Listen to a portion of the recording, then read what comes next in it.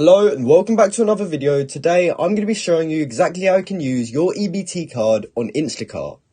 Now this is a very quick and simple thing to do, so make sure you watch this video all the way to the end so that you don't miss any important steps. Now the first thing you want to do is just open up Instacart and make sure you are logged into your account. And once you've done that, you can head over to the bit where your profile's on, and from there it should look similar to what's on screen now. Now from here we're going to head over to our account settings, and that's actually the second option down right here underneath your orders.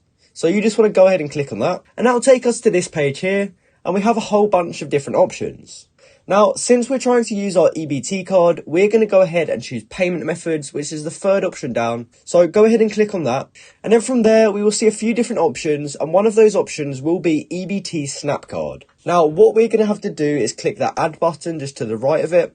And then from there, we can start entering in our EBT Snap Card details. So we have to put in our first name, then our last name, and then we have to put in our card number, and we can go ahead and click save.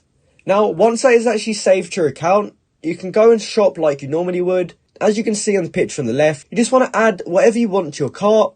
When it comes time to choose a payment option, one of those options will be your EBT card. You can select that, and then click confirm payment method, and you will have successfully set up your EBT card on Instacart. So that's how you can use your EBT card on Instacart. I hope you found this video helpful, and if you did, please comment down below to say this video helped you out, and like and subscribe for more content like this. Thanks for watching.